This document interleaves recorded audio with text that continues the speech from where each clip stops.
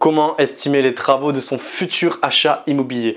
Salut, c'est Marvin. Dans cette vidéo, je réponds exactement quelles sont les fourchettes sur lesquelles tu dois te baser lorsque tu visites un bien et que tu veux faire des travaux avec pour générer une plus-value derrière ou un rendement locatif avec du cash flow.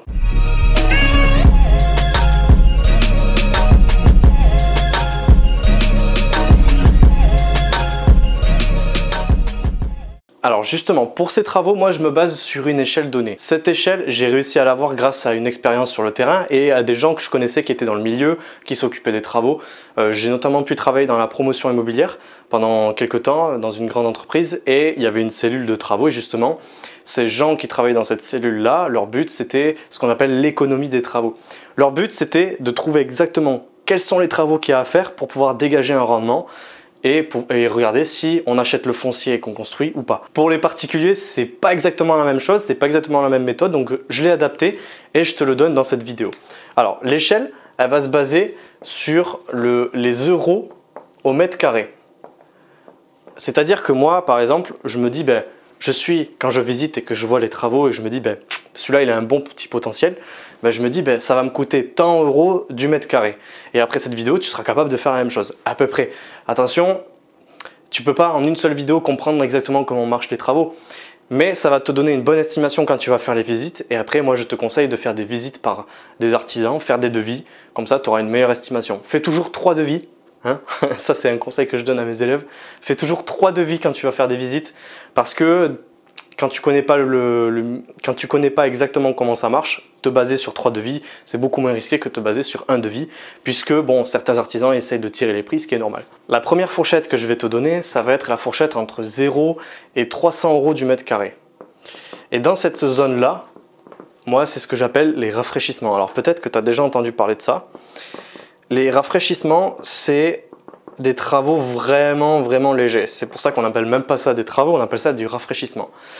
Dans le rafraîchissement, tu vas retrouver tout ce qui est peinture, pose de papier peint, changement de revêtement de sol.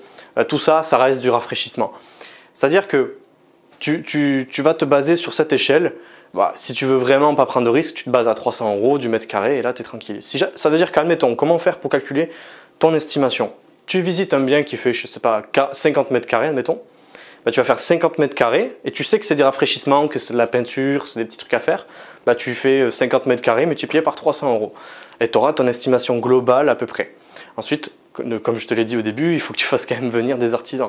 Mais voilà, l'estimation au niveau des fourchettes, des rafraîchissements, on est à peu près dans ces eaux-là, entre 0 et 300 euros. Ensuite, la deuxième fourchette va de 300 euros jusqu'à 1000 euros. Alors là, tu vois que ça varie beaucoup. Et là, on commence à rentrer dans la rénovation. Alors, tu en as déjà entendu parler, sûrement aussi. Rénovation. Et là, pour la rénovation, ça va être tout ce qui est… si tu dois refaire une cuisine, par exemple, là, c'est considéré comme de la rénovation. Si tu veux refaire une salle de bain, là, ça va être considéré également comme de la rénovation. Alors, effectivement, vu que l'échelle, elle est grande, si par exemple, tu dois refaire une cuisine, tu vas plutôt être ici, dans cette fourchette-là. Et si tu veux refaire une salle de bain, tu vas plutôt être là parce que les écoulements d'eau, les pentes à faire et tout ça, ça coûte plus cher. Et puis, des fois, il y a des imprévus lors des travaux. Donc, tu vas plutôt être dans ces eaux-là quand tu vas refaire une cuisine. Ensuite, les autres travaux, l'autre fourchette des travaux que j'utilise, c'est de 1000 euros jusqu'à 1500 euros du mètre carré. Et là, ça va plutôt être des travaux lourds. Les travaux lourds, c'est tout ce qui va être… restructuration entière de l'appartement, ça va être destruction d'un mur plancher, destruction d'un mur porteur, ça va être… là tu commences vraiment à rentrer dans des gros travaux. Tu vas avoir quoi? Tu vas avoir la plomberie, tout ce qui est plomberie, électricité, c'est dans les travaux lourds. C'est tout c'est ce qu'on considère comme être du gros œuvre. Et tout ce qui est gros œuvre, ça va être entre 1000 et 1500 euros à peu près pour les particuliers. Alors, ça peut monter plus, suivant le standing que tu veux mettre, mais en moyenne, on est à peu près entre 1000 et 1500 euros pour être rentable. Voilà. Donc, moi, je te conseille de te baser sur ces échelles-là. Si tu connais pas vraiment les travaux, comment ça marche, c'est pas un problème. Il suffit juste que tu fasses des devis par des artisans. Lorsque tu visites par un maître d'œuvre, limite.